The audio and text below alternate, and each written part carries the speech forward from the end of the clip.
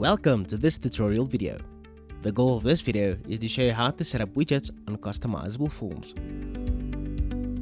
A widget is a component on a customizable form that you can use to input data, make selections, or trigger actions on a specific field where the widget has been set up. A widget may encompass various roles such as a text or number field, drop-down menu, and more.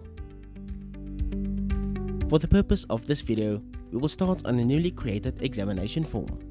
For an in-depth explanation on how to set up your own form, please refer to How to Build a Custom Eye Evaluation 2 Form user manual linked in this video's description. Click on the Toggle Mode button and click on the Add System button. A new panel will appear. Click on the panel to expand more options. Click on the Add Section button. Click on the panel to expand more options.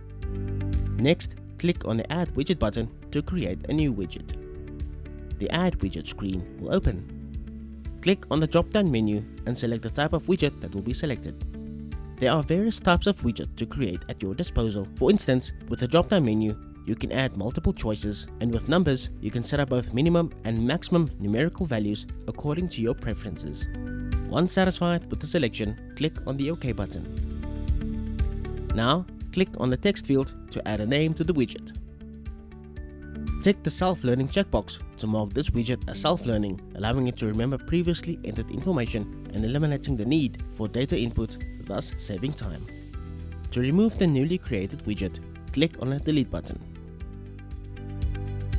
Click on the Widget Panel for more options.